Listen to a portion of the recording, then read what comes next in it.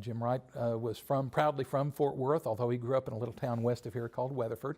He served Weatherford in the Texas House of Representatives and then as mayor of Weatherford before running for Congress in 1954. But he proudly served the people of Fort Worth for 35 years in Congress and made his home here after he left Congress. He did not stay in Washington. He moved back home to be among the people and spent the last 20 years of his life teaching students here at Texas Christian University.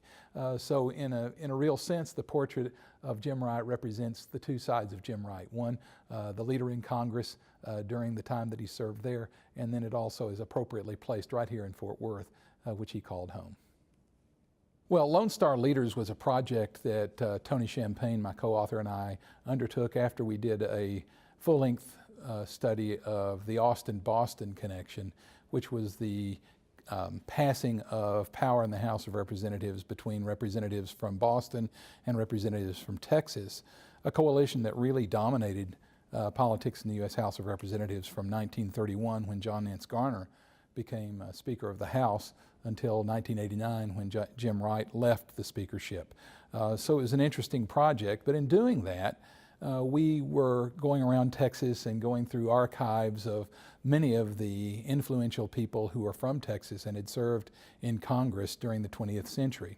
And so once that project was finished up, we thought, it would be wonderful to do kind of a series of short pieces on many of the interesting people who served from Texas in Congress, both in the House and in the Senate.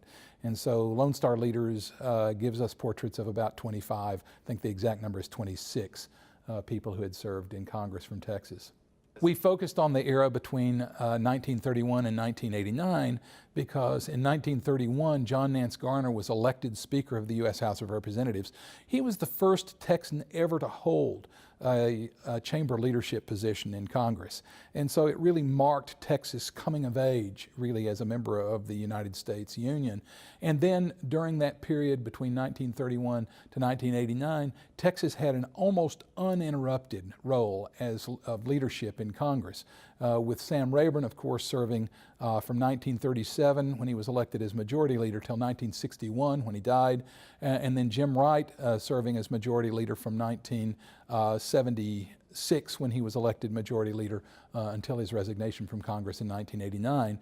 But in addition to that, Texans served long periods of time as chair of the Appropriations Committee, as chair of the Judiciary Committee, as chair of the Banking Committee, and in a variety of other roles, agriculture, for example.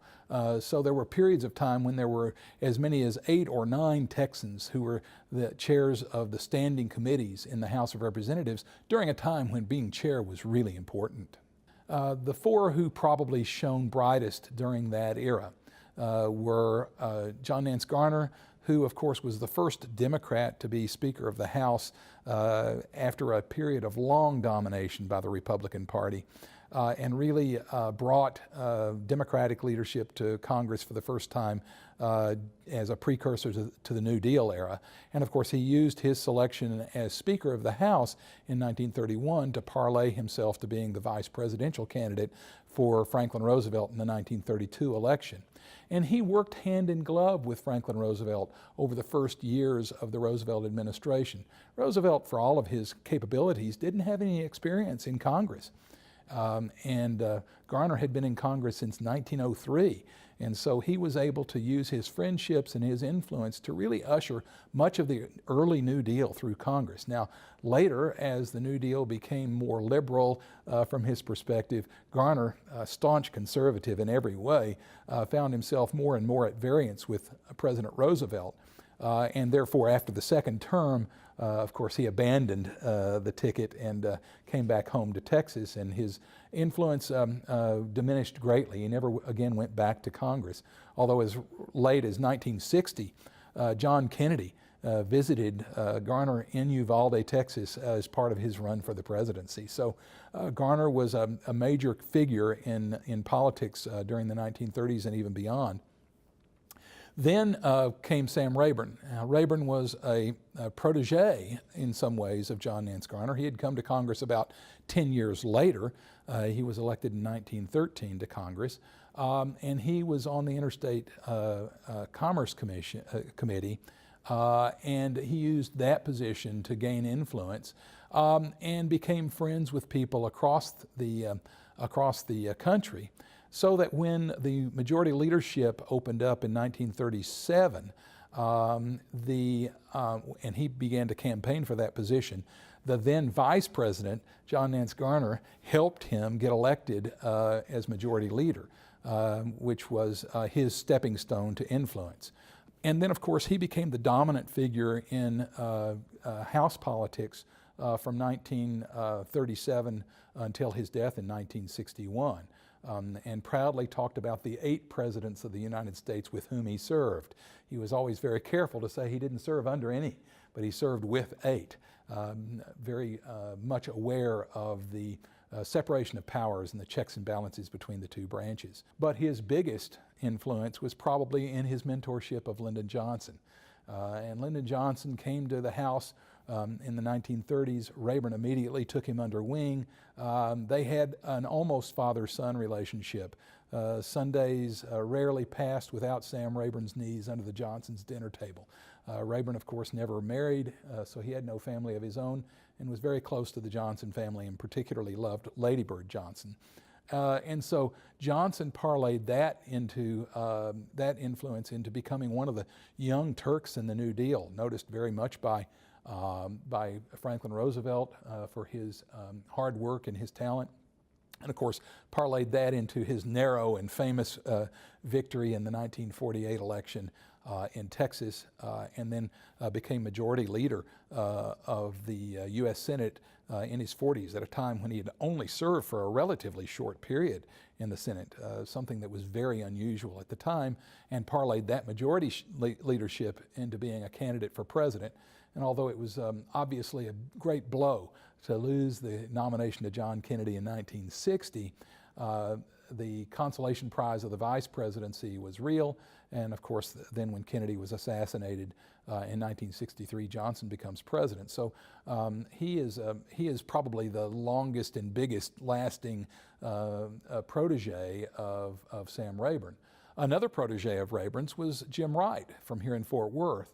Jim Wright was elected to Congress in 1954, and he served for many years on the Public Works Committee, but used his position as a member of the Texas Congressional Delegation and as a member of the Public Works Committee to win a very narrow victory after the election of 1976 to become majority leader. Part of his appeal was that Jimmy Carter had just been elected President of the United States, and Wright, using his Southern accent to its greatest advantage, said that he, like Jimmy Carter, spoke without an accent. So he was elected majority leader, where he served until Tip O'Neill's resignation after the election of 1986, and then he served one full term and about half of a second term as Speaker of the House before his resignation in 1989. Well, I mean, I think you have to look at the New Deal, which was helped, facilitated greatly by John Nance Garner very early on, and a number of other major figures in the Texas delegation. They had the impact on kind of diminishing Franklin Roosevelt's role here in Texas, both by John Nance Garner speaking out towards the end of his second term as vice president against the third term, and by people like Hatton Sumners from Dallas, who was chair of the House Judiciary Committee and really de facto killed President Roosevelt's court packing plan. You have Morris Shepherd from Texas, who was the leader of Prohibition in the 18th Amendment, teetotaling Methodist.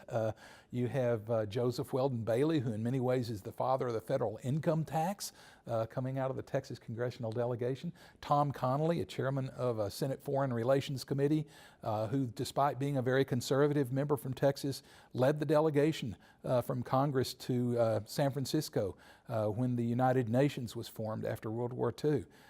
So you have a whole number of members of Congress who really were very influential, and then you have people who are influential in kind of negative ways. The Martin Dyes in the House Un-American Activities Committee, W. Daniel, who was a character but was clearly in over his head when he was in the United States Senate.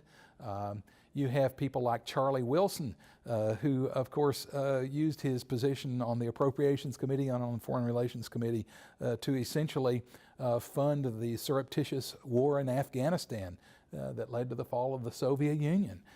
So Texans were involved in domestic politics and in foreign politics and had influence both nationally and internationally. Perhaps the single most incredible feat in legislative history in the United States is the funding of the Manhattan Project during World War II, leading up to and during World War II. No one in Congress knew anything about the Manhattan Project, and yet it was a huge item in the budget of the United States. It was a black-marked item, and Congress, year after year, voted to fund the Manhattan Project based solely on the guarantee by Sam Rayburn that it was in the public interest to do so.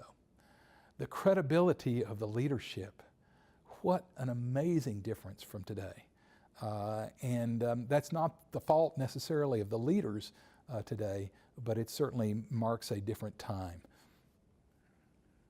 Rayburn thought that it was so important to have a sense of shared interest in making policy in the United States. The problems that we have as a society don't go away simply because we won't work with one another.